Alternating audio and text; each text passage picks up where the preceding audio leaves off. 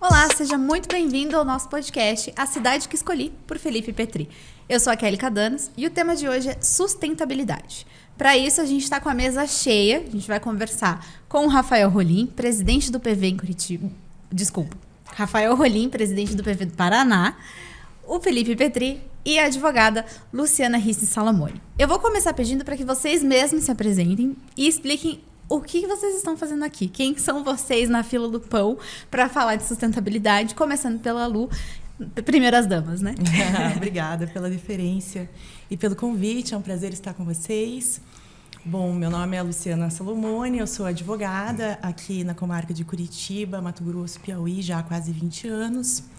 Eu sou mestranda em Meio Ambiente e Desenvolvimento pela Universidade Federal do Paraná, pós-graduada em Direito Processual Civil, Direito Ambiental e Direito Empresarial também, mas desde a faculdade já uma apaixonada pelo direito ambiental, ainda da época em que os professores tratavam como perfumaria, e tenho essa atuação que fica entre o direito empresarial e o direito ambiental no meu escritório, que é a RS Law, Risse Salamone, Sociedade de Advogados. Muito bem, Rafael. Quem é você na fila do pão? Tudo bem. Bom, eu sou o Rafael, sou biólogo, professor. Fiz algumas pós, uma em gestão e planejamento ambiental, outra em gestão pública, terminando essa semana uma em ESG. Aí fiz o mestrado em meio ambiente e desenvolvimento e acabei no passado do doutorado em ciências veterinárias. Presido hoje, acumulando o PV de Curitiba, o PV estadual, sou da executiva nacional do PV também. E tento, na minha vida, mesclar um pouquinho da questão técnica, acadêmica com a questão da política. Porque, no meu entendimento, hoje, parte dessa crise política do Brasil é que tem muito cabeça de baga e tentando fazer política e não dá, não consegue. Então, a gente precisa trazer um pouco mais do conhecimento que a academia produz para melhorar a vida das pessoas, que, no meu entendimento, é o único motivo da política existir, né? Melhorar a vida das pessoas. Perfeito. Felipe Petri, faça de conta que ninguém sabe quem é você ainda, a esta altura do campeonato. Exatamente. Né? Bom, meu nome é Felipe Petri, eu sou formado em engenharia de produção, que nem todo mundo sabe. E é engraçado você puxar essa bola, Lu, porque sustentabilidade era uma optativa quando eu fiz faculdade. Uhum. E era uma disciplina de 2 créditos, dos 300 que eu fiz, sustentabilidade era uma optativa. Enfim, sou formado em engenharia de produção, sou chefe de cozinha e se você não tem roça, não tem comida, mas também depende de chuva para ter roça, então o meio ambiente é algo que está intrinsecamente ligado a absolutamente tudo que eu falo sobre, com todos os insumos que eu trabalho. Então é de extrema importância que a gente discuta e consiga estabelecer bastante coisa e fazer política com gente inteligente na hora de escolher aí as políticas públicas de meio ambiente. Bom, então já vou começar jogando na roda a pergunta de por que, afinal de contas, a gente precisa discutir emergência climática? Quem quer começar? Bom, eu penso que essa discussão ela é importantíssima para popularizar o tema, né, e combater a desinformação. E a crise climática é uma realidade inegável. E aí eu vou fazer um parênteses para falar um pouco sobre a nomenclatura, né? A ONU já pacificou o uso do termo crise climática. Eu gosto desse termo, utilizo ele, não com a intenção de provocar alarde, né? Mas no sentido etimológico da palavra mesmo, de crise, né? De ruptura, um momento de decisão, de urgência, a quebra de paradigma, né? Então, como iremos agir a partir de agora? E voltando à questão da informação, divulgar informação sobre isso, sair dessa polarização, né? É uma questão que está além dos debates políticos, da polarização política, e é preciso que tenha esse lugar científico que ela merece. Por que, Rafael, devemos discutir crise climática? Eu acho que, puxando um pouco para esse egoísmo que o ser humano tem de pensar primeiro em si do que no planeta, né? Estamos tentando puxar por isso porque está começando a afetar muito a nossa vida. Muito a nossa vida. Hoje, uma alteração no clima geral do planeta de 2 a 3 graus afeta boa parte da produção de alimentos. Então, já está... toda essa mudança climática está afetando o nosso dia a dia. Afeta a nossa saúde. Quanta doença não começou a ter mais frequência agora por causa dessa questão climática global? Então a gente já falou da questão da alimentação e questão de saúde ligada à questão ambiental. Porque, eu posso falar pelo PV, o PV foi fundado em 86. E quando esse grupo de ambientalistas se organizaram para poder fundar o PV no Brasil, já tinha PV no mundo inteiro. Hoje são 170 países com o Partido Verde. E lá chamava a gente de ecochato, biodesagradável, que era um tema para se agarrar em árvore. Era um negócio horroroso. Abraçar a árvore. A gente virava piada fácil em 86.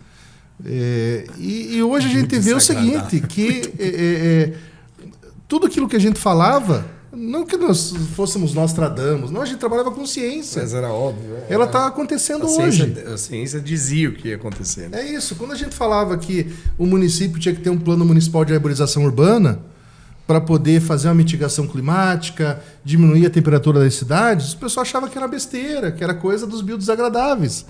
E hoje a gente está vendo que as cidades que menos têm árvores são as que mais sofrem com as mudanças climáticas. Sim. Aquelas cidades que elas fazem alteração na sua floresta sem ter nenhum estudo técnico, tem uma alteração direta na saúde das pessoas. Eu até quero fazer uma referência aqui. Nós temos, Petri, um vereador em Salvador chamado André Fraga. O André é um engenheiro ambiental, começou comigo na juventude do PV, faz 20 anos isso. Faz um tempinho. E o André, ele terminou agora o doutorado dele em medicina na USP. E ele foi convidado, porque ele, como engenheiro ambiental, ele conseguiu fazer uma ligação técnica entre a saúde das pessoas que moram próximos de áreas arborizadas e a saúde de pessoas que moram longe de floresta, longe de parque. E tem afetação direta. Então, vejam, a ciência dizendo que trabalhar a questão ambiental nas cidades é para melhorar a nossa vida, a nossa saúde. Se a gente não quer ficar divagando muito no assunto, é pensar no nosso.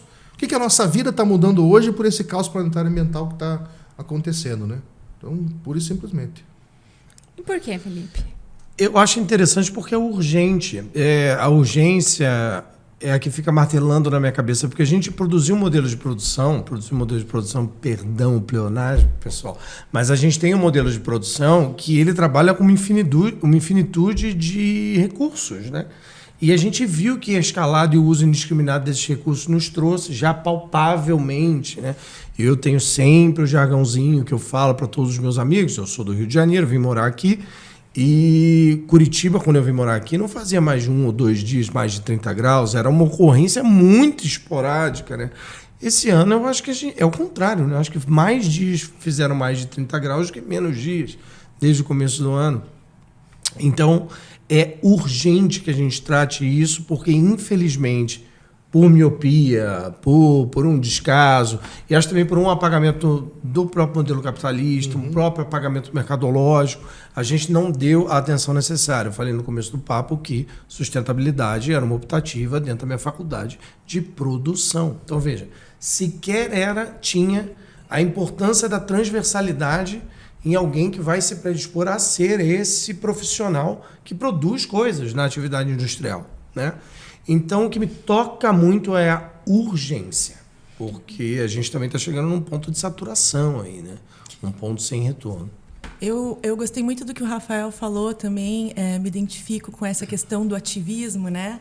A gente que trabalha com direito ambiental, pesquisa nessa área, tem que tomar esse cuidado de não ir para o campo do ativismo para não ser invalidado. Como se uma coisa estivesse eliminando a outra, né, ou invalidando a outra. Eu percebo isso também no cotidiano. Acho bem importante fazer essa ressalva. E aí, até para a gente, né, deixar com menos cara de ativismo, vamos pensar... Difícil. Sim. Pô, difícil. É tentar. Vamos lá.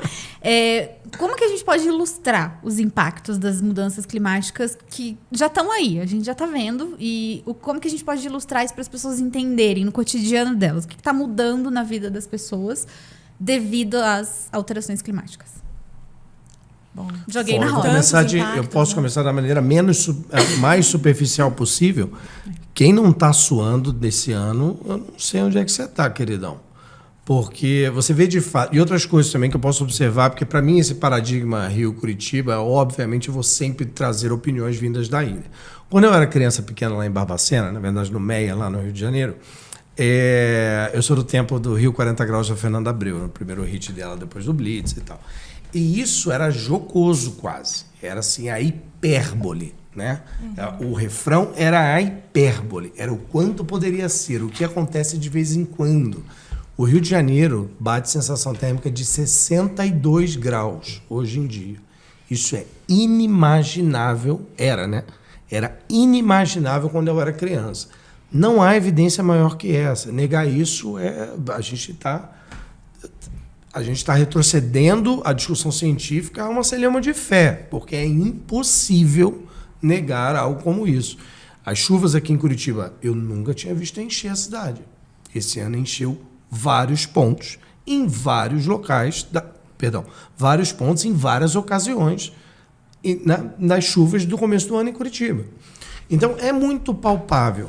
Regimes de praia, alterações no turismo, essas coisas elas já estão quantificadas e elas são já a base. As pessoas já estão trabalhando com isso nas suas previsões e etc. Então não sei, cara. Eu acho que a gente tem que tirar isso realmente no ramo da polarização da opinião e da fé e trazer isso para a cientificidade. Porque, de fato, eu não vejo outro caminho.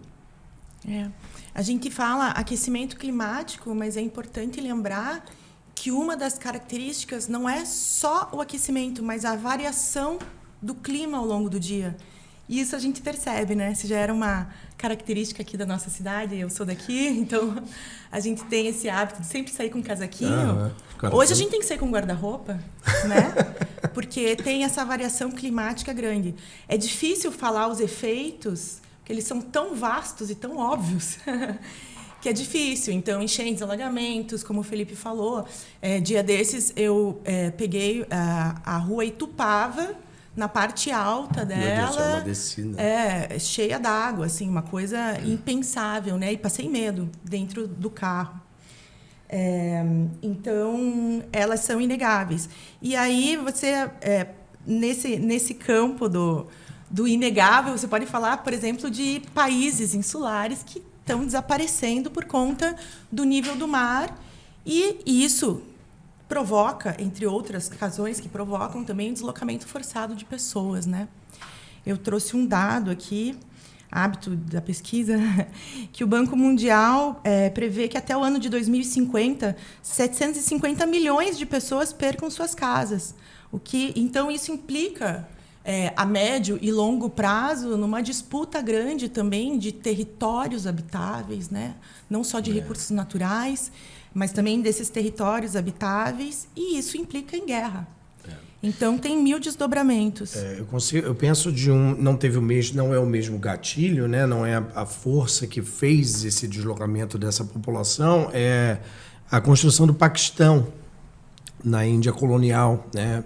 Por conta da disputa religiosa que houve ali após a colonização inglesa, houve um deslocamento de mais ou menos 200 milhões de pessoas do território indiano, porque ficou insalubre a convivência entre as duas religiões, e eles se moveram para esse novo país que se independiza, proclama independência e alinha de outra forma com o mundo.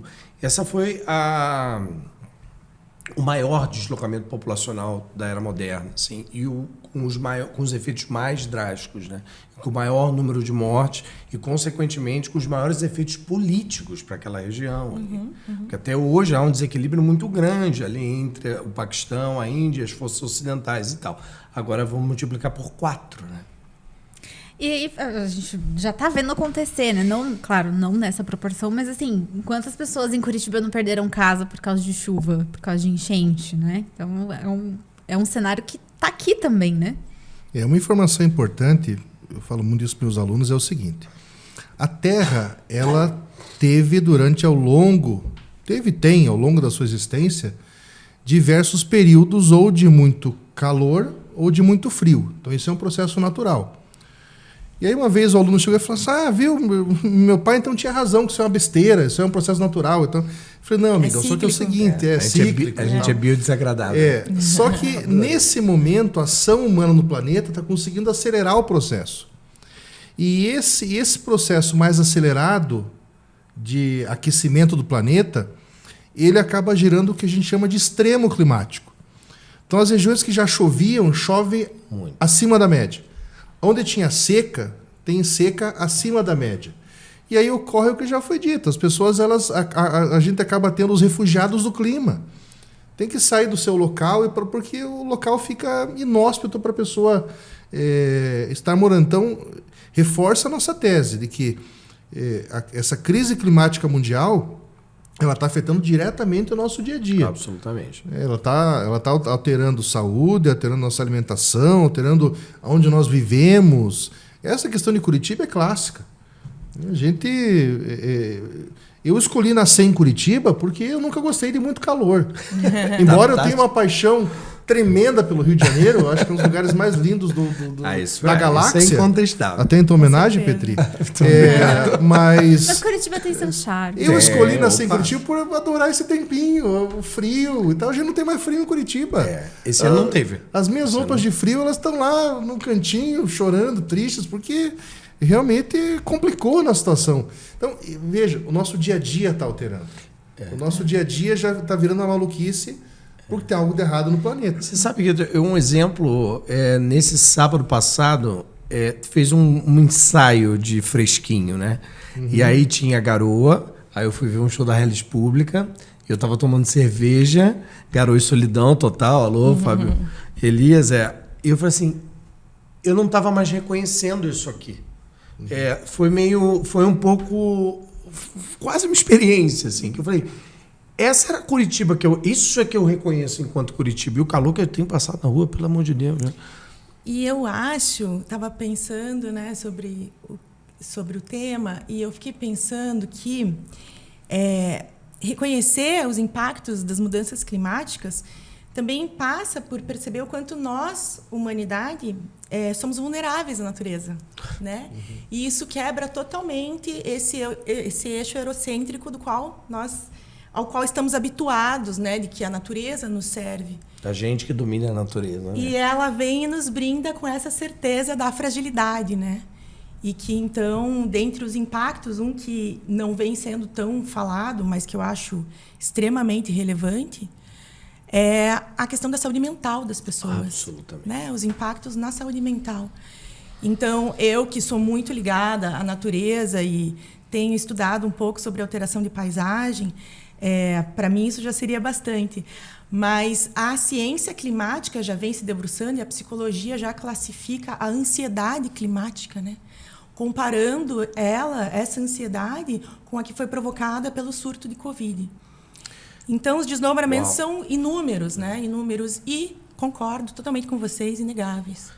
Se pensar nisso, né? Imagina a expectativa que eu estava, né? E claro que isso é um exemplo do mais raso e mais fuleiro, mas a expectativa que eu estava em reencontrar essa cidade que eu vim morar, entendeu? Agora, multiplica isso por muito, né? Multiplica isso por uma questão de moradia, multiplica isso por todas essas outras questões que a gente abordou aqui, pincelou no começo do programa. E o que dá para fazer? O que a gente pode fazer, né? Enquanto política pública, e essa discussão também de o que individualmente dá para fazer. Funciona só desligar a torneira enquanto eu escovo o dente? Isso vai fazer alguma diferença? Posso colocar a problemática para os especialistas? Vamos embora. Claro. Então, vamos lá. Eu tenho reconhecido, Kelly, nos últimos tempos, nos últimos anos, que as coisas que fundaram Curitiba ser o que ela é, pelo menos essa ideia narrativa de cidade, esse imaginário coletivo brasileiro do que é Curitiba, vem sendo abandonado, né? Então, eu tenho visto as obras que foram feitas aqui pela prefeitura, são obras de muito concreto, muito pouca arborização, né? Você tem mexido...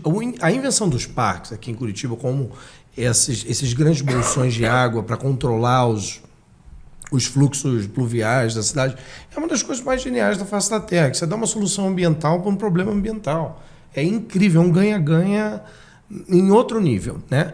E há muito tempo a gente não vê uma colocação de novo parque. Infelizmente, a gente vê várias medidas desastrosas, aí, como a poda indiscriminada de árvores em vários pontos da cidade. Então, eu queria botar aqui para os meus curitibanos e especialistas. O que a gente pode fazer para Curitiba voltar a respirar esse protagonismo ambiental que já teve? Porque já foi reconhecida como uma cidade ecológica, exato, né? Então, como que a gente recupera isso?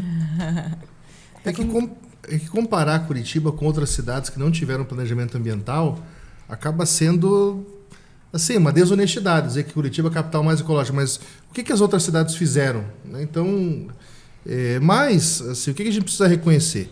Primeiro que o planejamento ambiental de Curitiba realmente ele foi muito bem realizado, a questão dos parques, a questão da gestão hídrica, quando, né, a utilização dos parques, tanto para recreação quanto para a questão de regular a vazão dos rios e tudo, isso aí tudo bem. Mas eu sinto que hoje falta um pouco mais de um espírito de inovação que a gente tinha lá atrás. De querer trazer novidade, de querer fazer a população se sentir mais dona da cidade, ter um pertencimento. E aí a gente precisa quebrar a cabeça para saber o que a gente pode fazer para melhorar a cidade de Curitiba. Né? Será que colocando viaduto, colocando ponte vai resolver? Eu não vi nenhuma cidade no mundo hoje que conseguiu resolver o seu problema de trânsito, por exemplo, colocando mais uma faixa e não priorizando o transporte público. E aí um dado, né? Hoje a gente já trabalha aqui no centro de Curitiba, 10% de todo o território do centro é alocado para estacionamentos, né? Algo que era, acredito eu, impensável há alguns anos atrás, numa época de planejamento ambiental que fez a marca, né? Aí a gente pega os dados, por exemplo, do transporte público. Tem cidade que implantou a tarifa zero. E a priori a gente pensa, nossa, sensacional. Não cobrando nem um centavo do ônibus, as pessoas vão utilizar mais ônibus. Se o ônibus for inseguro, principalmente para as garotas, é um absurdo a gente chegar no ano que a gente está ainda a discutir a questão de assédio no ônibus. Quer dizer, a nossa sociedade ela ficou maluca mesmo, né? Um negócio surreal. A questão da segurança, a questão da qualidade do transporte, você tem ar-condicionado, mas agora você tem ar-condicionado, você tem conforto. Não precisava, mas agora precisa. O conforto térmico do ponto de ônibus. Isso, exatamente. Uma vez inventaram de colocar a estação tubo em Brasília. Quer dizer, foi uma besteira, começou a cozinhar as pessoas. Então, assim, parou no tempo. A gente precisa pensar em coisas novas. Então, e também não achar, eu vejo muito assim, as pessoas perguntam, mas qual cidade que tem um negócio? Talvez lá funcione, mas aqui não funcione. Cada cidade tem um jeito, não é uma receita culinária, que a gente vai lá e mistura esse e dá um bolo de cenoura que eu sou apaixonado. Não, cidade é diferente, cidade tem vários ingredientes que vão entrando no meio do caminho, que você tem que compor, você tem que ouvir. Então, acho que o primeiro exercício é cada vez mais ouvir a população. Mas não ouvir para a forma. Eu vou fazer uma audiência pública, as pessoas escrevem lá e eu vou ver se... Não, tem que ter um negócio mais efetivo de participação das pessoas na construção da cidade, no dia a dia da cidade. Um segundo ponto é também olhar o que deu errado nas cidades. Quem hoje visita São Paulo deve perceber que várias daquelas avenidas gigantescas começaram a fazer jardim vertical. Por quê? Porque a nossa ligação humana, da biologia do ser humano, do Homo sapiens, a gente tem uma ligação muito íntima com o meio ambiente. Então a gente pode até se afastar, mas uma hora vai querer voltar. E São Paulo nos dá exemplo disso. Eles encheram de concreto e hoje o que eles fazem? Eles tentam com um jardim vertical, tentam com um jardinzinho no meio da rua, tentar, no meio não, né? Ao lado da rua, tentar nos trazer para a natureza. Então, trabalhar um planejamento hoje para evitar com que isso aconteça. Junto disso, a gente falou um pouquinho de transporte público, né? Não adianta ter transporte zero e não ter qualidade. A questão de planejar a arborização urbana da cidade. Sim. Isso é um negócio impressionante. Curitiba tem muita árvore velha, e aí vamos entender. A árvore é um ser vivo, nasce, cresce, reproduz e morre. Então, assim, tem muita árvore velha no lugar errado. Aí, uma atenção que a gente tem que ter hoje muito importante é com acessibilidade. Você plantar uma árvore que a raiz dela vai ser uma raiz que vai ter um segmento de calçada, né? Eu vou fazer com que o idoso não ande, com que quem tem a deficiência não consiga passar por ali. Então, planejar a cidade, fazer um censo geral da cidade, quais são nossas árvores, o que precisa ser derrubado. Hoje tem tomógrafo de árvore. A gente consegue fazer uma tomografia na árvore para saber se ela está oca, se ela vai cair, se ela não vai. Mas aí tem que ter vontade política para isso. Então, fazer esse levantamento e começar bairro a bairro a gente fazendo a gestão dessas árvores. Até porque, como é que essas árvores vão estar daqui a 50 anos? Então, não adianta só fazer obra e começar a cortar árvore e não deixar claro para a população, olha, eu vou cortar. Mas por que em vez de, antes de cortar, eu já não anuncio as pessoas, olha, eu vou cortar, mas tem um plano esse, o plano assim, assado, coisa de frito, vai ter tal árvore, essa árvore é ruim porque ela soerga a calçada, porque... Teve uma cidade de um prefeito famoso inteligentinho, Ele achou bacana colocar árvore frutífera na beira da rua, assim, várias árvores frutíferas. A priori você fala assim, nossa, que bonitinho, né? Eu vou poder estar ali, pego uma jaca, me alimento. Aí me lembra as jacas do Rio de Janeiro. As jaqueiras do Rio de Janeiro. E aí, Brasília também tem cidade, bastante. As frutas começaram a amadurecer, cair e formou um limo na rua, os carros começaram a bater. Quer dizer, não dá. Colocar uma jaqueira perto de uma rua. Você citou 2 exemplos muito, se me permite. Sim, claro. A complementação, eu vi ontem um estudo do Fórum Econômico Mundial sobre as paredes de arbustos que margeiem grandes avenidas. E as reduções são muito drásticas para o ar da cidade, porque elas já têm fuligem ali mesmo, né? E outra coisa muito observável... Isolamento acústico também, funciona para o isolamento acústico também. E é uma solução, imagino, muito mais barata do que tantas outras. Do que tentar fazer o isolamento, acho que talvez de alvenaria, enfim. Né? Além do aspecto visual da coisa. Claro. E outra coisa muito importante para a gente julgar o quanto esse tema tem que ser transversal a todo o planejamento, porque Curitiba é a capital mais velha do Brasil. É onde a cidade envelheceu mais rápido. Eu não vou lembrar os números, mas, se eu não me engano, a partir de 2025, 2026, já teremos mais idosos que crianças em Curitiba. E a gente não tem um planejamento de cidade para idosos. Então, veja, é mais uma camada que a gente tem que estar prestando atenção na hora num planejamento urbano e que perpassa aí a sustentabilidade. Uma discussão importante, o curitibano, assim, a gente odeia que fale mal da nossa cidade. Mas é um negócio assim, a gente é apegado, a gente quer abraçar a Estação Tubo, a gente quer ficar beijando a Ópera de Arame. É um negócio nosso, é um negócio... É bonitinho. Os curitibocas são curitibocas, nós somos assim e acabou.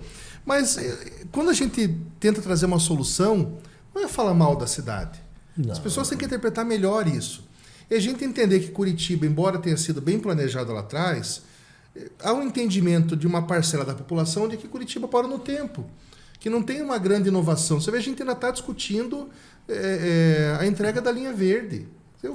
Olha quanto tempo é essa nossa grande discussão hoje, legal, vamos colocar a banda de música, cantar o hino, abraçar os curitibinhas. Poxa, a gente precisa mais que isso. A gente precisa construir uma cidade para as pessoas e não para os veículos. Londres, como é que Londres resolveu isso no centro? Pedágio urbano. Ah, mas é uma solução drástica, mas tem solução que tem que ser drástica. Tem que ter solução que a cidade não foi feita para os carros, e sim para as pessoas. Não aumentando uma via que a gente vai resolver a vida das pessoas. É incentivando o transporte público, é ter um bom ônibus, cumprir horário, com preço acessível.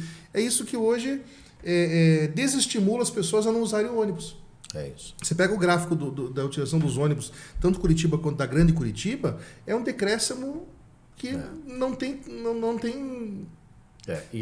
hoje uma discussão como é que vai travar isso, né? Não é uma solução fácil. E aí, para todos os curitibinhas que estão assistindo e nos ouvindo, o pagamento que é feito para as empresas de ônibus aqui, para as concessionárias de ônibus, é por passageiro. E quem compensa essa perda é o próprio contribuinte. Então, isso é problema de todos. Sinto dizer a todos aí que estão nos assistindo. Ou seja, você paga para andar de ônibus e você paga mais porque não tem gente suficiente usando. Exatamente. Essa clareza é importante, Felipe.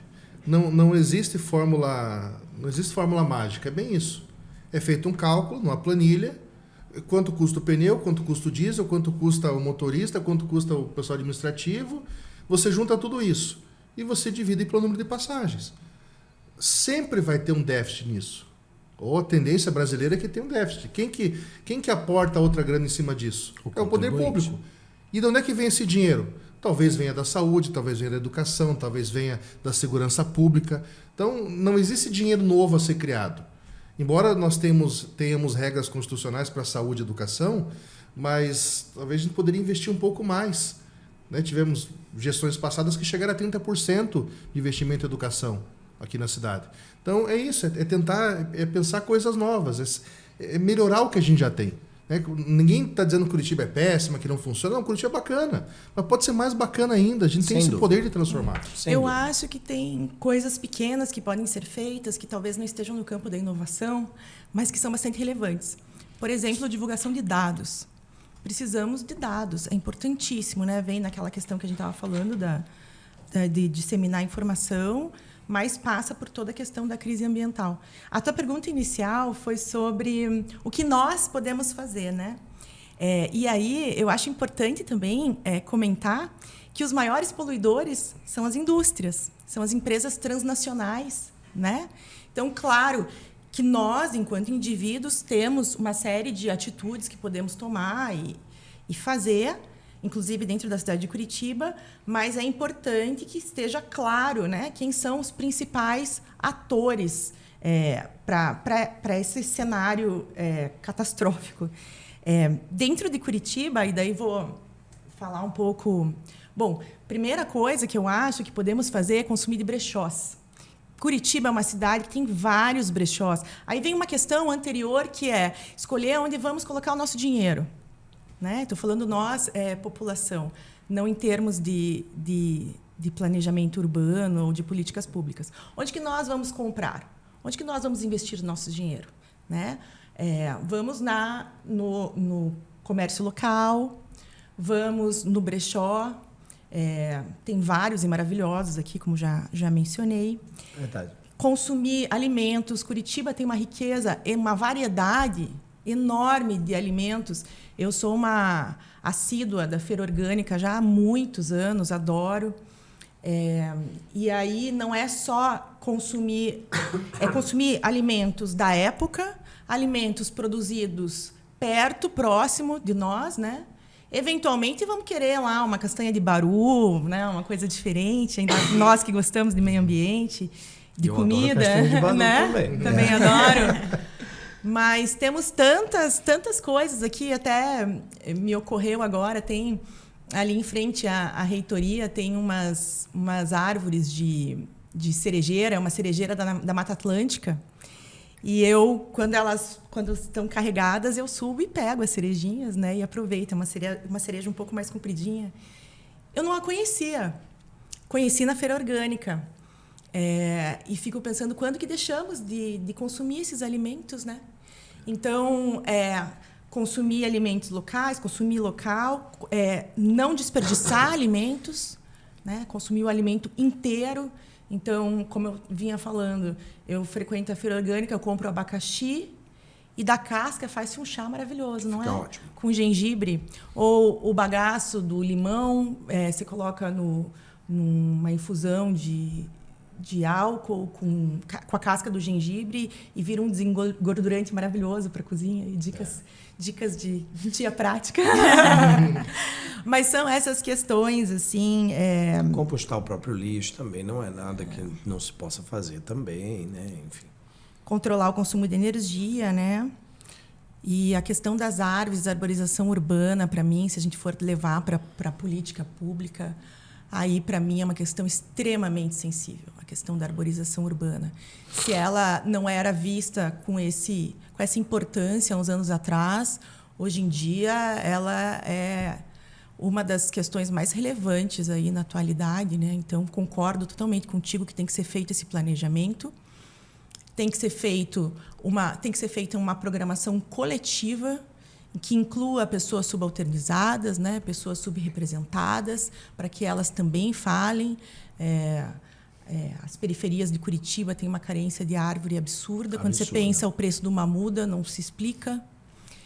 Também acho radical e questiono a inteligência de fazer uma poda radical numa rua inteira. Entendo que tem árvores que são exóticas, gosto das tipuanas, mas entendo o que elas causam na cidade. Mas extrair uma árvore exótica para replantar outra, a gente está falando de 20 anos. No barato. Né? Quando, antes disso, falávamos todos sobre a necessidade de conforto térmico. Então, eu acho que são essas questões, no início, como eu falei, de quebra de paradigma, de mudança, de repensar os nossos protocolos todos, passa por isso também.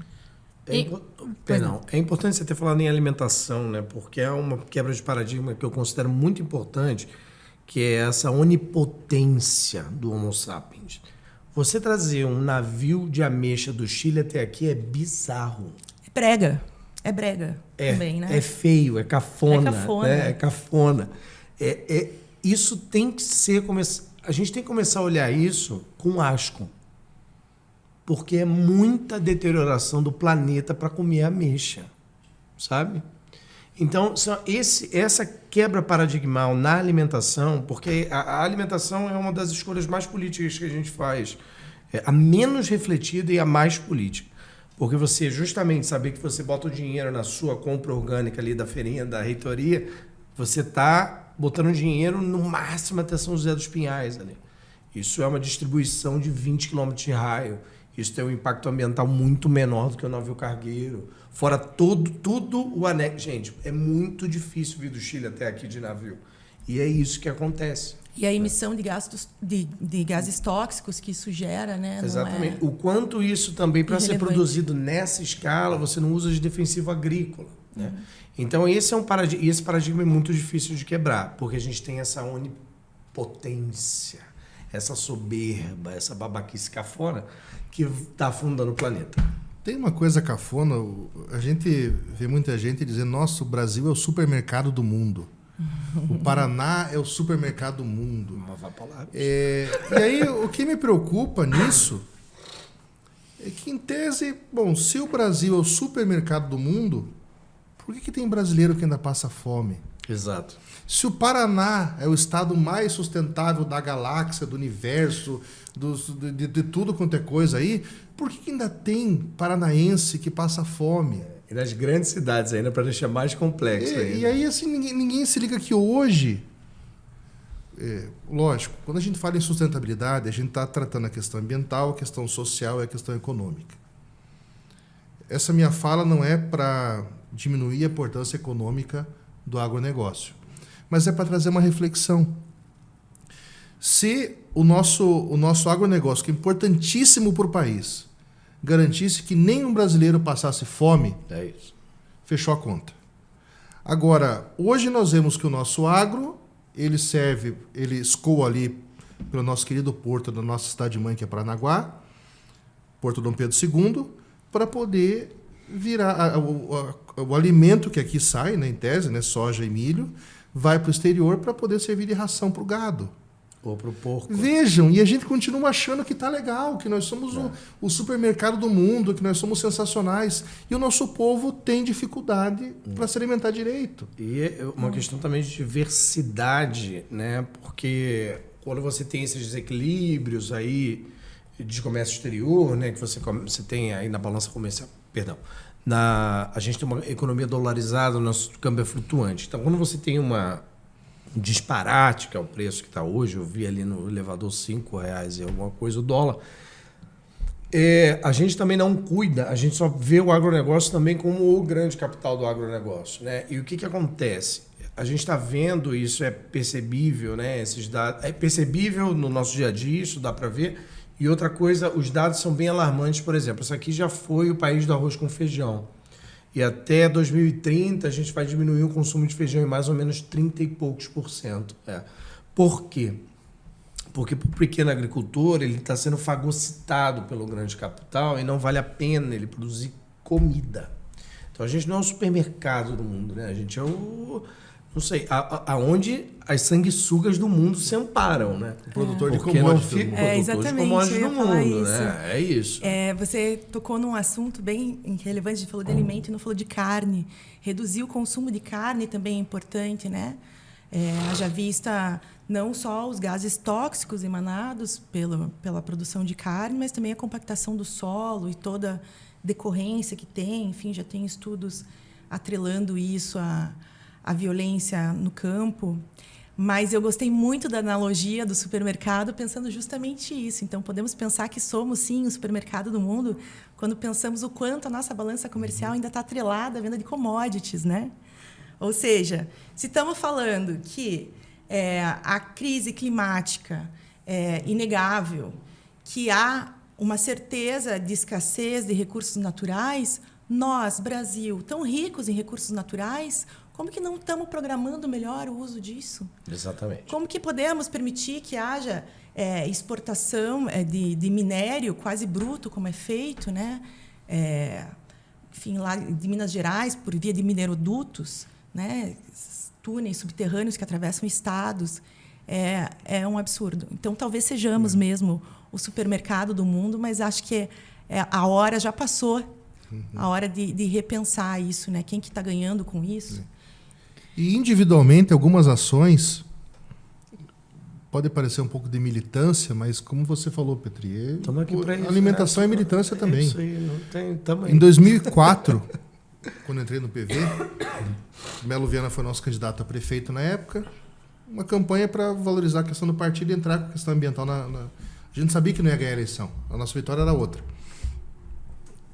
E eu lembro que o Viana comentava assim eu falava, cara, é uma campanha muito avançada, a turma não vai entender, mas ele batia o seguinte: em vez de você comprar no mercado de bandeira lá de fora, compra no mercado paranaense, o dinheiro fica aqui. Em vez de você comprar numa lanchonete americana, compre no X. Compre no X aqui. É isso, é fazer o dinheiro Que circular é bem aqui, parecido. é valorizar o nosso produtor. Tem um programa bacana, para não falarem que a gente só fica criticando, tem um programa bacana da Prefeitura de Curitiba chamado Câmbio Verde. Ah, é bem legal. Como é que funciona o Câmbio Verde?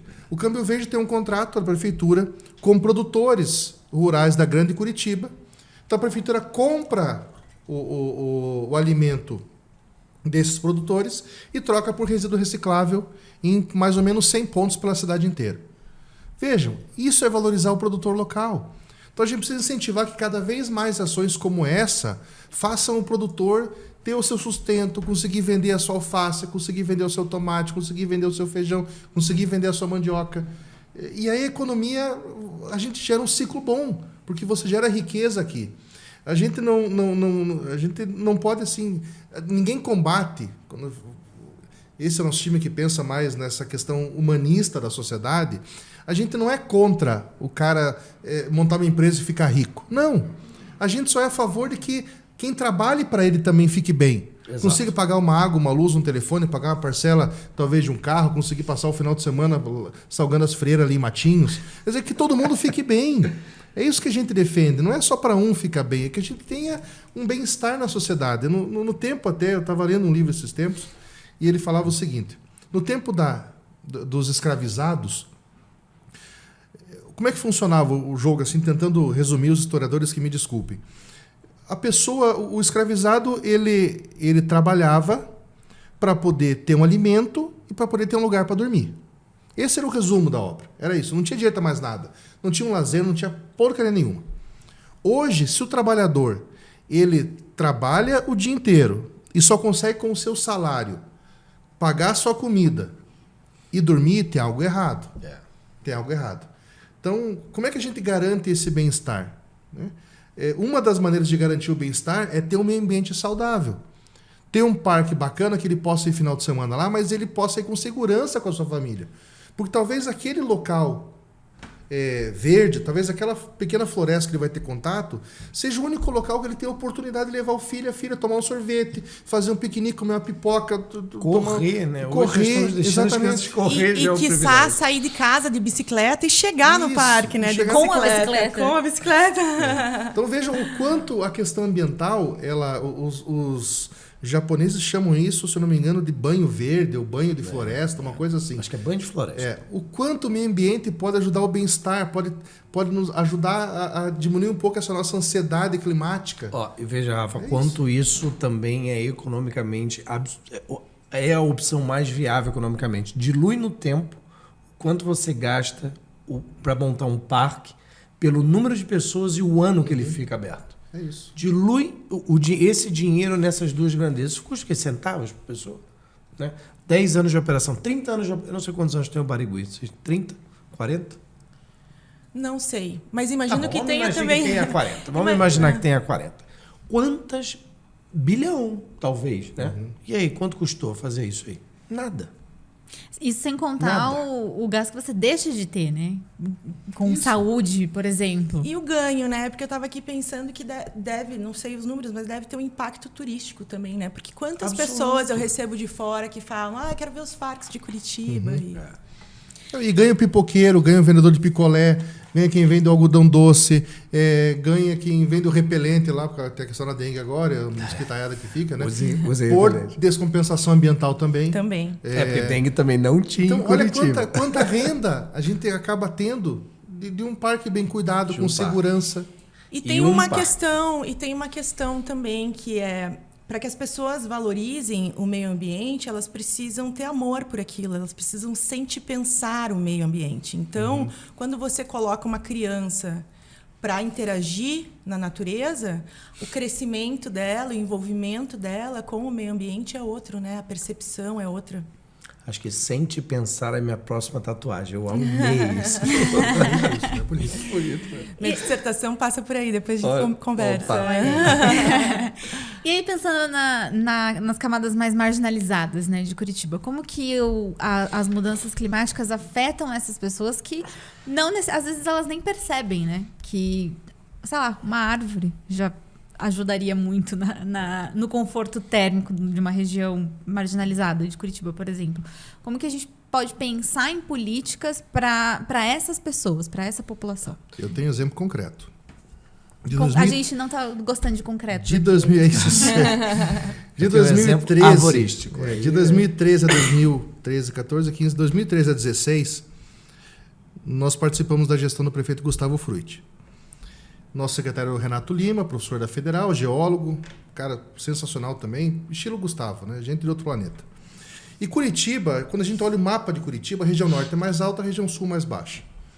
E a gente começou a perceber, que não é difícil de perceber isso, que em 2012 tinham pouquíssimos parques na região sul da cidade. A região que mais crescia, onde mais tinha gente, e poucos parques. Além da questão de poucos parques, sempre quando chovia demais, extremo climático, alagava sempre a região mais baixa da cidade, que era o sul. Então, e não foi difícil fazer isso. O que a gente pensou? Vamos começar a trabalhar projeto de parque na região sul. Pegamos os projetos que estavam engavetados, ou tinha problema problema de financiamento ou de projeto, e a gente começou então a inaugurar uma série de parques na região sul. Isso deu voto? Eu acho que não, mas a gente fez um bem para a cidade. A gente pega a região sul de Curitiba hoje, ganha pelo menos meia dúzia de parques em 4 anos, para poder ajudar na questão da drenagem urbana, tanto a micro quanto a macro drenagem, a questão das ocupações irregulares, porque outra reflexão importante, as pessoas não moram na beira do rio porque elas têm prazer de morar ali, porque elas não têm onde morar. Exato. Porque elas foram empurradas até o limite. Quem ganha o salário mínimo não consegue comer, dormir, pagar a parcela de uma casa, pagar um aluguel. Então ela vai para regiões complicadas da cidade. Então, com os parques, a gente resolveu a questão resolveu não, porque resolver numa cidade grande é difícil, mas mitigou. A questão de enchente na região sul, a questão das ocupações irregulares, a questão de ter uma área de lazer para as pessoas que não tinham. Então, assim, uma ação concreta. Agora, tudo isso é do quê? É de você ter planejamento e vontade política. Se você tem um gestor que pensa somente no voto, o quanto aquilo vai dar retorno, as coisas não avançam. É só asfalto. Aí é só deixar florzinho no centro da cidade, deixar a grama do parque baixinha, cantar o hino e ficar abraçando Curitibinha. Aí é outro tipo de política. Então, a política, se não é para melhorar a vida das pessoas, ela não serve. Então, a gente tem que ter essa visão ampla da cidade. Como é que a gente vai fazer para mudar a vida das pessoas que moram na região sul da cidade, que é hoje que mais falta de acesso? Eu vou trazer um aspecto aqui que talvez seja contraintuitivo, que é o aspecto da alimentação dentro desse contexto. Em áreas vulnerabilizadas, a gente tem muitas pessoas que são os obesos malnutridos. Assim, né? E isso se dá muito por conta desse crescimento do agronegócio que alimenta a indústria dos ultraprocessados. Isso retorna para a população. Esse alimento, que já deixou de ser alimento há muito tempo lá na fábrica, retorna para a população vulnerabilizada porque ele é mais barato, né? Porque ele está produzindo em escala industrial. Ele retorna para essas populações mais vulnerabilizadas. E esse consumo, ele, em última instância, ele acaba gerando um déficit de saúde coletiva ali daquele entorno gigantesco. Então, é mais um viés, é mais uma camada de complexidade quando a gente não pensa holisticamente na questão ambiental. O carinha perde o direito de fazer feijão, fagocitado pelo agronegócio, que tem que receber mais defensivo agrícola porque está vivendo num regime esquisito de produção, e isso alimenta uma indústria que é a única que consegue preço para essa população se alimentar. Então é muito mais holístico e muito mais complexo já seria complexo e sério o suficiente alguém pelo menos ter a empatia de se colocar no lugar de alguém que mora do lado de um rio que enche, porque é impossível que alguém escolha viver sobre esse tipo de ameaça diuturnamente, porque quer, né? E ver que isso aí afeta essa população vindo de várias direções, né? Enfim, não queria esgotar os exemplos, mas era só para trazer um pouco dessa complexidade atenente a essa população que está ainda mais... As condições precárias estão ainda mais agravadas ainda por conta dessa emergência que a gente vive. Aí estamos falando de justiça socioambiental, né? E não tem validade nenhuma dissociar a questão ambiental de justiça, igualdade, dignidade, né? Elas estão muito imbricadas. E essa questão da justiça ambiental, justiça socioambiental, até prefiro, justamente pela imbricação entre os temas, ela passa não só pela dificuldade no acesso aos recursos naturais, como a dificuldade na capacidade de mitigação dos efeitos da crise climática, né? Então, é preciso, de fato, ter esse olhar holístico e que essas pessoas façam parte da busca dessa... Não há uma solução, mas das possibilidades que temos aí, essa busca tem que ser coletiva e integrar todos, né? E qual que é o papel da educação e da conscientização nessa luta aí contra mudanças climáticas? Bom, eu vou começar porque eu sou o mais burrinho aqui da mesa. Então, vamos lá. Imagina. Bom, o que me preocupa muito é como a gente vai trabalhar a educação para que as pessoas estejam abertas para alterar, revisar a nossa cultura alimentar de forma bem ampla, né? É isso, né? Enquanto a gente não sentir asco de um carregamento de ameixa que sai, sei lá, dos rincões mais improváveis da face da Terra para servir a gente aqui para comer uma ameixa, né? E a gente não achar razoável que se respeite um limite para o consumo, né? Enquanto a gente não conseguir se pôr nesse lugar de humildade, esse lugar que não é nada, por conta do sistema capitalista que a gente vive, de produção infinita, de tudo temos dinheiro, etc. Enquanto a gente não usar desses artifícios culturais de educação para rever esses paradigmas e ver que isso, na verdade, é um canibalismo que a gente está fazendo, são outros corpos que a gente explora e detona para que a gente possa comer ameixa, né? Então, eu não tenho uma solução prática, mas eu acho fundamental o papel da educação, e a gente pode transicionar a educações ambientais, enfim. Mas eu acho que a missão é esse revisionismo cultural com relação à nossa própria... os nossos limites dentro da natureza, né? A gente voltar a fazer parte, né? Fazer parte assim como faz uma formiga. Assim, somos só um componente. Eu acho que esse retrocesso é fundamental. Como que a gente vai chegar lá, eu deixo para o professor aqui. Como eu disse, se eu tivesse essa resposta, eu estava muito feliz. Eu partilharia ela com todos, com certeza. Mas eu acho que essa questão epistemológica ela é muito interessante. Eu concordo, temos que voltar aos nossos saberes ancestrais, né? Saberes dos povos das florestas, quilombolas, indígenas.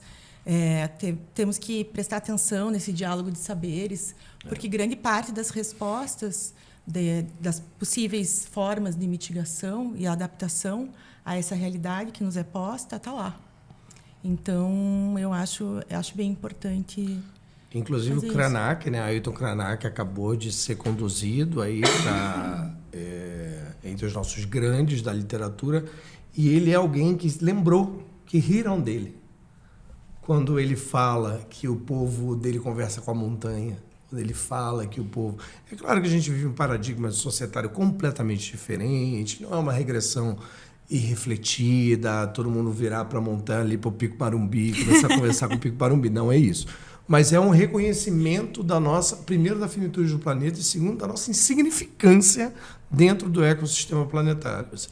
Eu acho que se não regride até aí, vai ficar muito difícil de mudar essa cultura. Mas isso é uma coisa que me entusiasma, assim, do tempo que eu comecei a estudar Direito Ambiental, lá em 2003, na faculdade, e agora essa flexibilidade dessa visão antropocêntrica, né?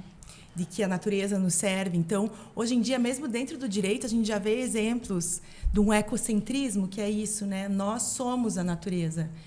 Dentro da ontologia indígena, Krenak, isso é muito mais forte, claro, e as dimensões são outras também, mas já começa a se falar em direitos da natureza, direitos dos rios. Eu tenho esse sonho de entrar com uma ação em nome de um bosque. Se souberem de algum bosque que quer ser representado por uma advogada. Eu milito. Há anos atrás, inclusive, lembrei agora, é engraçado, mas há muitos anos atrás, teve um advogado aqui de Curitiba que foi super ridicularizado porque ele entrou com um habeas corpus em prol de um gorila que morava no zoológico. No zoológico que ficava dentro do passeio público. E, na verdade, o cara era um visionário, veja só. Incompreendido do seu tempo. Assim, piadas ou medidas extremas à parte, né? É importante, sim, se ver como parte da natureza. Eu acho que a solução passa por isso também. A questão da educação, no meu entendimento, falta vergonha na cara do cidadão. Né? Falta vergonha na cara. Vou dar um exemplo clássico de Curitiba. Separação do resíduo em casa. Pessoal, qual é a dificuldade do imbecil conseguir separar o resíduo orgânico do resíduo reciclável? Qual é a dificuldade disso? Nós temos um calendário, que a gente sabe qual dia passa na frente da nossa casa um caminhãozinho. Veja que luxo que nós temos. Luxo total. Passar um caminhãozinho para recolher o lixo reciclado e recolher outro dia recolher o lixo orgânico. Isso não existe nenhuma outra capital. É um luxo isso. A gente sai da América Latina, a gente não vê isso, não vê caminhãozinho implorando para você entregar. Mas vamos voltar a Curitiba. Então aqui nós temos esse luxo. Família Curitiba Folha, né, gente? Vamos... Isso. Fazer a separação. Desenhada pelo Ziraldo, salve Ziraldo também, né? Aquela coisa bonita da separação, que é importante. E aí o indivíduo não consegue refletir, primeiro, que os recursos naturais eles são finitos. Toda vez que a gente vai explorar o recurso natural, a gente está também mexendo na questão climática. Então, o que ele pode fazer na casa dele é de maneira muito simples e muito... Não precisa ler um livro, não precisa nada. É só ele ter vergonha na cara. Separar o resíduo reciclado do resíduo orgânico.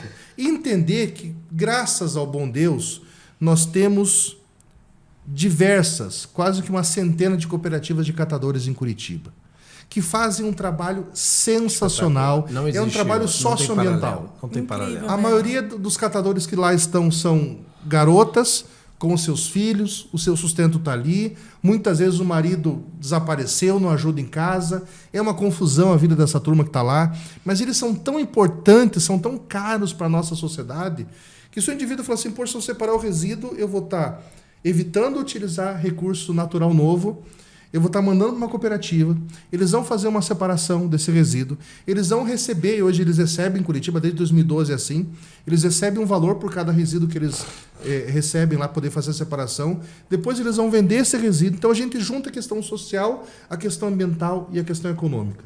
Se tem algo que hoje pode denotar sustentabilidade, é uma cooperativa de catadores. Então, assim, é mais do que educação ambiental, é educação social. É a pessoa pensar que ela é uma formiguinha no processo e que ela fazendo a parte dela, ela vai ajudar tanta gente no decorrer do percurso, que a sociedade ela vai tendo coisas boas. E de um monte de coisa boa, não tem como a sociedade não evoluir, mas ela tem que fazer a parte dela. Inclusive tendo paciência com esses catadores que, de fato, fazem o nosso trabalho, não só o deles, fazem o nosso também. Ter paciência com eles no trânsito, né? Se tem algo que me revolta, nossa, buzinar para essas pessoas. Um horror, frear aquilo lá.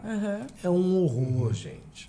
E aí tem, de fato, uma questão de gênero, né? Porque as catadoras, elas sempre vêm com os filhos no carrinho também, né? Então, ali tem famílias, tem crianças dentro daquele carrinho, né? Preciso filho, cachorro, ter papagaio, cuidado. periquito, vai tudo, porque a vida deles está ali naquele carrinho. Olha a importância da gente valorizar esse agente ambiental importantíssimo que é o catador. Porque a real é essa, né? Melhor do que qualquer ativista, esse cara aí faz um trabalho de agente ambiental insuperável, em volume, em importância, enfim, não desmerecendo, tá? Todos os ativistas, tem muita gente fazendo muita coisa séria, mas não precisa todo mundo virar para o Marumbi e ficar rezando, né? Talvez separar o lixo. Já resolva. Já resolve. Mas rezar para o Marumbi é bom também. É bacana. Tem seu valor. Tem seu valor, né? E aí, como que a gente pode garantir uma transição justa para uma economia de baixo carbono, né? Pensando já em mitigar a crise climática, que proteja a subsistência das pessoas? Olha, eu, como engenheiro de produção aposentado, eu acho que diminuir as escalas. A gente pensar em coisas, a gente pensar em implementação de políticas públicas e claro que você tem que ter uma visão geral, holística, sobre aquilo ali. Mas me impactou muito, eu conversei com o Geraldo Puggi, que era um cara que trabalhou com o Jaime Lerner e tal, e ele falou duas coisas. Uma é que a gente perdeu a comunicação dentro de Curitiba, né? A mão que tem a caneta não conversa mais com a mão que pega o ônibus, enfim. E ele dava exemplos práticos, assim, que ele ia com a galera lá do Lerner, eles iam pro terminal qualquer, prancheta, cronômetro e caneta. E é isso, ó, esse cara andou tanto, ó. Tem 50 pessoas que andam daqui até lá pegar o ônibus está a 150 metros de distância e tem 2 pessoas que pegam esse ônibus está a 10 metros. E vamos ajustar isso, né? Vamos inverter e tal. Então, isso a gente deixou, isso é para ontem, essa recuperação. E outra, a gente pensar em empreitadas muito menos magnânimas, mas não perdendo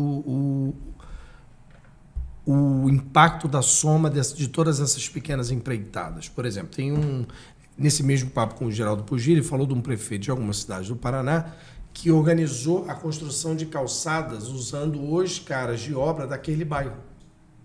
Então você tem um emprego de dinheiro público ali em muito menor escala, você não tem um processo licitatório bizonho, né?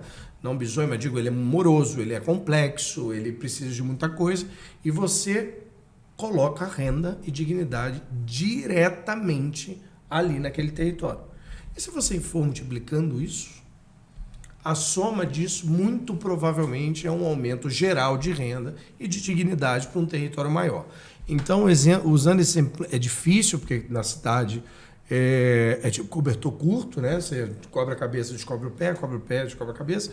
A cidade é muito complexa, você tem efeitos rebotes das políticas públicas e das ações que você não consegue, às vezes, prever num primeiro momento, mas, sei lá, não poder consumir para mais de tantos quilômetros, não chegar, ter esses pequenos mutirões para mudar as coisas usando aquele território, né? Como é que você tem uma obra aplicada numa obra de saneamento que envolva a limpeza ou o reflorestamento de uma mata ciliar e você fica fazendo um consórcio ou fazendo uma licitação para levantar os tiozinhos que sabem o que tem que plantar e sabem onde tem que limpar e sabem quem joga o lixo. Então, qual é a utilidade disso, sabe? Eu acho que é trabalhar essa mudança de paradigma, assim, do maior ser a soma de vários menores. Eu acho que isso é uma mudança interessante. Eu acho que falamos muito já sobre informação, educação, mas eu acho que essa mudança de paradigma passa muito sobre isso, porque daí estamos falando também sobre as pessoas desenvolverem uma visão crítica, né? Terem uma percepção crítica.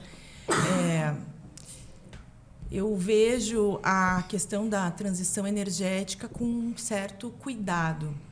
Por quê? Porque, veja, daí tem uma disputa discursiva também, porque há quem fale dos metais do futuro, há quem fale dos metais críticos. Um ou outro nome, a gente está falando de lítio, de cobalto, de terras altas, enfim, uma infinidade de metais, vários dos quais temos reservas aqui no Brasil. Então, temos que pensar também como que será feita a exploração desses novos metais, né? Sejam eles do futuro, sejam eles críticos. É preciso ter uma visão global. Tanto quando a gente fala no aproveitamento dos recursos naturais, porque eu estou falando disso, como quando a gente fala em arborização urbana e tantas outras coisas, né? É uma emergência? É uma crise? É. Mas precisamos pensar a médio e longo prazo, planejar de forma coletiva para então agir. Bom, entender também que Curitiba não é só Curitiba. A grande Curitiba está muito integrada.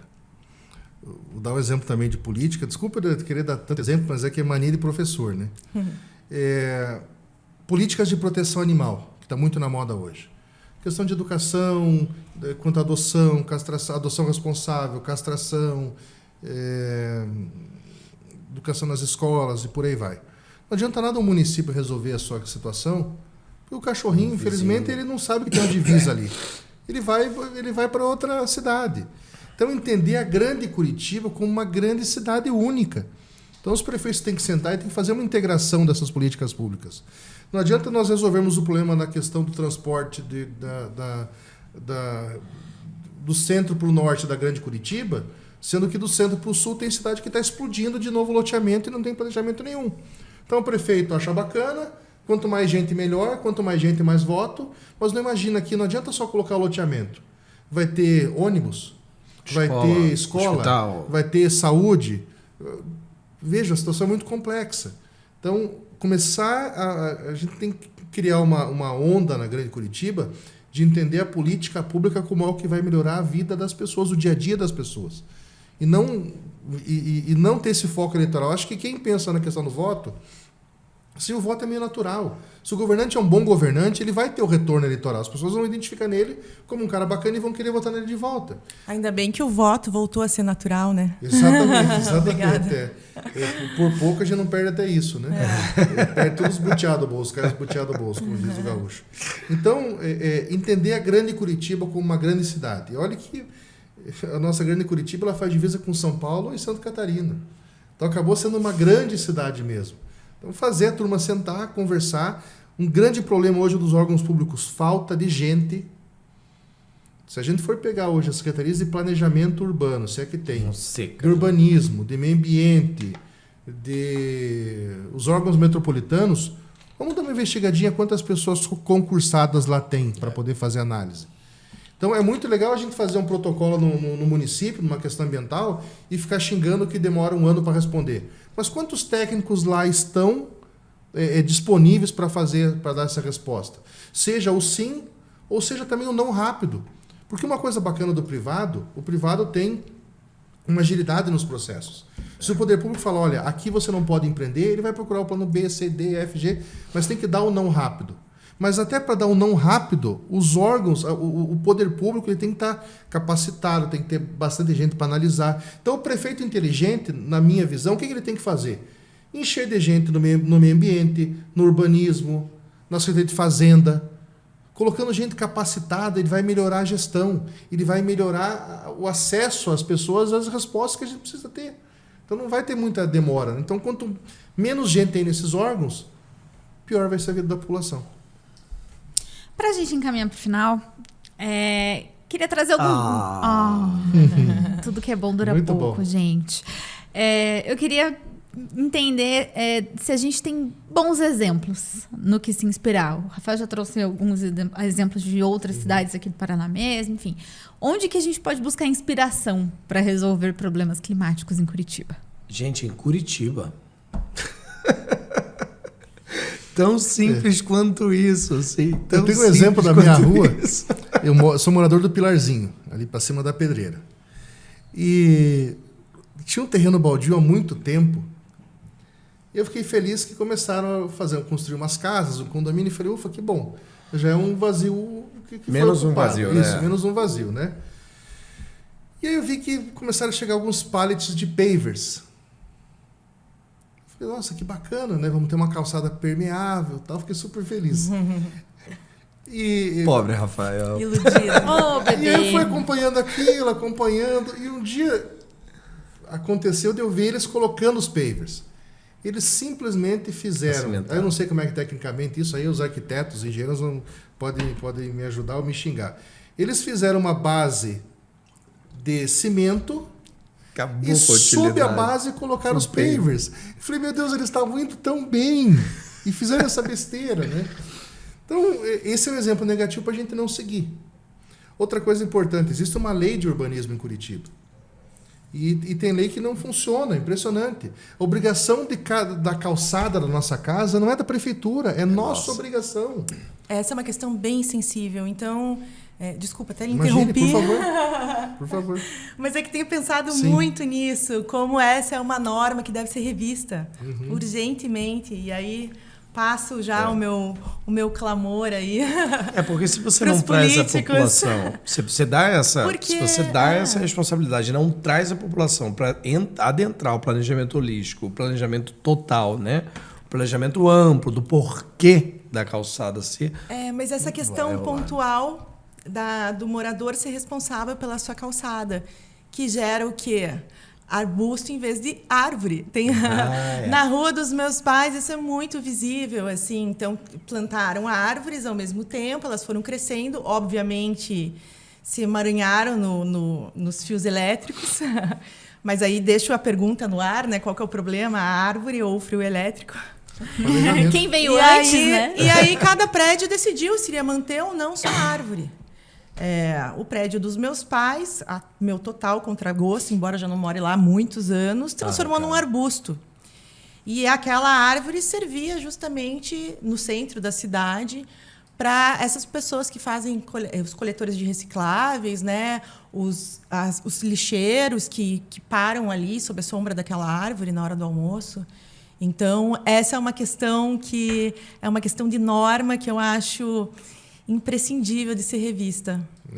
Eu sou um pouco contra a gente ficar tentando achar exemplo muito longe. Eu também. Porque as coisas de lá não funcionam cá. Eu acho que a gente precisa fazer a lei funcionar. Então precisa ter um gestor público que tenha, um gestor ou uma gestora pública que tenha assim, vontade política. Olha, tem que cumprir a lei. E aí, com muita pedagogia urbana, ensinar as pessoas o que é morar numa cidade. Fazer elas entenderem que árvore ela tem que plantar, qual o local de plantar, a raiz da árvore, a questão da calçada, a questão do resíduo, fazendo, me permita, professor, até uma pequena correção. Lixeiros somos nós que geramos os lixos, né? Mas nos educar para fazer a nossa gestão do nosso lixo. E qual que é a nomenclatura correta? Os coletores. Os coletores. Isso. Os coletores. Então, a gente entender que a cidade é nossa, que a gente precisa cuidar da cidade. Nós temos, em 2010, foi assinada a Política Nacional de Resíduos Sólidos. E lá diz, por exemplo, que a obrigação do poder público é de recolher o resíduo reciclável e o resíduo orgânico. Ou seja, resíduo de poda de árvore não é obrigação do poder público, é obrigação de cada um. Resíduo de construção civil. Mas foi só uma pequena obra no banheiro. Meu amigo, obrigação tua, isso é lei. Então a gente fica, às vezes, as pessoas, nós falsos moralistas, né, dizendo que tudo que eles fazem na vida é certo, mas não cumpre a lei. Então, assim, é cumprir a lei. Seguir a norma da cidade, seguir a regra, seguir o manual da cidade. Se a gente só seguisse o que a gente já tem, já seria uma grande coisa. Você sabe que contradizendo aqui o que eu acabei de dizer, que eu gosto dos exemplos próximos, mas eu vivi isso. Então, isso me marcou muito seriamente. Mais jovem, eu tive a oportunidade de conhecer a Austrália. E aí lá, os coletores é um cara num caminhão, é tudo robotizado e tal. E são 5 cestos, né? E aí cada um com a sua especificidade. Então tem o de poda, aí isso passa uma vez na semana. Aí você tem o orgânico, passa algumas outras vezes e tal. Se o cara for lá e chegar... isso é tão didático. Se o cara for lá, abrir o teu bin e ver que tem outro lixo ali que não aquele lixo, ele não leva. E se for alguma coisa, por exemplo, um orgânico, que não vai ser recolhido em 6 dias, o problema é todo seu. E quem vai ficar com aquele lixo ali dentro de casa é você. Eu achei isso. É didático. É muito didático, sabe? E aí é isso, para você entender a importância. Queridão, a responsabilidade é sua. Poda de árvore, se está aí juntando bicho, se você não acomodar, se você não proteger da chuva, isso vai feder para você. E como é que a gente paga o lixo, Felipe? Como é que a gente paga o lixo? Por tonelada. Então vejam, e hoje, por uma coincidência do destino, a mesma empresa aqui que faz a coleta e o transporte de Curitiba é a mesma empresa que tem um aterro sanitário, que é pesado o lixo, o resíduo. Então, vejam, quanto mais resíduo a gente gera Quanto menos a gente recicla, maior a nossa conta para pagar a gestão de resíduos. Então a gente precisa entender que tudo que a gente faz impacta não só na questão ambiental, não só na questão social, mas também na questão econômica. É aquela velha frase, não existe almoço grátis. Tudo que a gente for querer fazer, um tempo atrás alguém queria passar a gestão das calçadas para o município. Ok, vai ter uma conta. Quem que vai pagar essa conta? Então, o dinheiro é um só. A gente precisa melhor fazer a gestão desse dinheiro, de como fazer a cidade ser um pouco mais equilibrada. Não adianta eu ter um centro bonito, ter alguns bairros. Um colega até há alguns anos falou que Curitiba, às vezes, parece se ele fosse um país, seria a Belíndia. Tem locais que parecem a Bélgica, tem lugares que parecem uns lugares bem pobres da Índia. Veja, mas isso é Curitiba. Dos nossos 75 bairros, tem locais que a gente conhece e aquilo chega a gerar um trauma, por não entender que Curitiba ainda tem gente passando muita dificuldade. O próprio sul da cidade, o Caximba, exatamente, outros locais ali. Então a gente precisa hoje cuidar dessas pessoas que mais precisam. O poder público, ele está aí para isso. Porque o rico, com todo respeito ao rico, o rico não está preocupado se o professor está na escola, porque o filho dele não está naquela escola pública. O rico não está preocupado se o médico e o enfermeiro estão no postinho de saúde, porque ele não usa o postinho de saúde, não sei para vacinação. Então, o poder público ele só funciona, ou melhor, ele tem que funcionar prioritariamente para os mais pobres, para quem utiliza o serviço público, para ter uma escola de qualidade, para ter segurança alimentar. Escola com alimento tem tudo a ver. Tem criança que a única alimentação do dia dela é a merenda na escola. Então, olha o cuidado que a gente tem que ter na questão da alimentação nas escolas. Então, isso vale um podcast só de alimentação escolar. Então, quando a gente colocar realmente na rota da gestão pública, trabalhar para diminuir a desigualdade social do país, a gente gradualmente começa a ter melhorias sociais, econômicas e também ambientais. Eu acho interessante, acho que só para complementar, fechar esse ponto, eu acho que carece que a gente comece a pensar Curitiba de fora para dentro. Dos limites da cidade para o centro. Sabe? Eu acho que o nosso vetor de raciocínio dessa ágora aqui, dessa urbe que todos nós compartilhamos, tem que ser. Uma coisa que me chama muita atenção, é só para ilustrar rapidamente, o posicionamento das bicicletas. Né? Quando a maioria dos usuários de bicicleta usa a bicicleta para trabalhar. E qual é o fluxo? Fora para dentro. Onde a gente bota as bicicletas? Dentro. Então, é a partir desse tipo de coisa, né, que aí conversa com o que você disse, que eu acho que a gente tem que pensar Curitiba, definitivamente, de fora para dentro. Você aí está falando da RMC e dessa região limítrofe, que é onde ocorre a maior troca, onde está ali essa atuação mais grave, ali, essa coisa mais latente, e um centro que já está consolidado, vamos combinar? O centro de Curitiba é bastante consolidado com relação a esses territórios mais periféricos. Aí. Então, o vetor tem que ser concêntrico, ele tem que ir para dentro.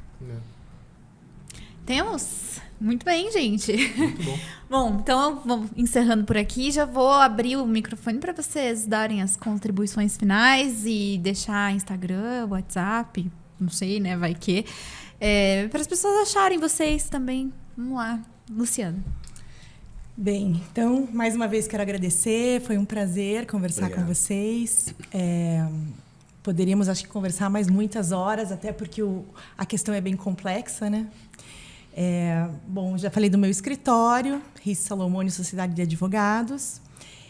Tenho um trabalho com pesquisa também e divulgo vários dos meus escritos numa coluna quinzenal, no Plural, chamada Semeando Direitos. Olha! Convido todos a ler e a entrar em contato para que, né, possamos debater mais. Eu acho que o caminho é muito esse mesmo, ouvir e pensar sobre meio ambiente. Obrigada. Muito bem. Bom, agradecer, Felipe. Você foi das pessoas mais bacanas da política que eu conheci até hoje.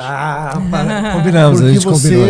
Você é um sonhador como eu. Eu sou bobo. Os meus amigos, volta e meia, falam assim, mas você sonha demais. Eu falo, poxa, mas se eu não sonhar, se a gente não sonhar com uma cidade melhor, com as pessoas, um mundo menos desigual e tal, quem que vai fazer esse serviço, né? Então a gente tem que ficar ali cutucando para que alguma coisa boa aconteça nesse sentido. Então, agradecer o convite, acho muito bacana a gente ter um espaço para trocar ideias, né, para poder falar daquilo que a gente gosta, que é a gestão pública, da questão ambiental, o que a gente pensa para a cidade, como é que a gente pode melhorar Curitiba, e dizer que, assim, essa nossa conversa de hoje é parte de uma longa caminhada que a gente está traçando.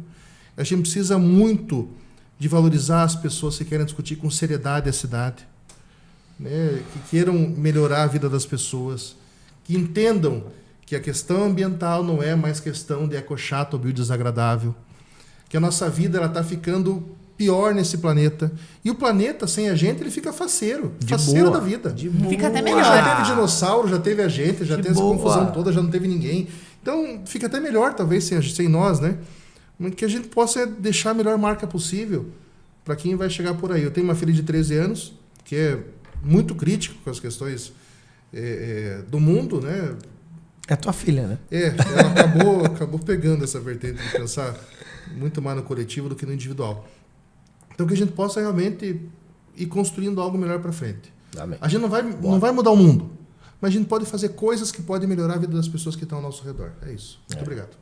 Tamo junto. Meu nome é Felipe Petri. Eu penso Curitiba nesse podcast aí através de outras publicações. Me segue lá no Instagram, felipe.petri. E é isso, na verdade. Vamos lá, a gente conversa.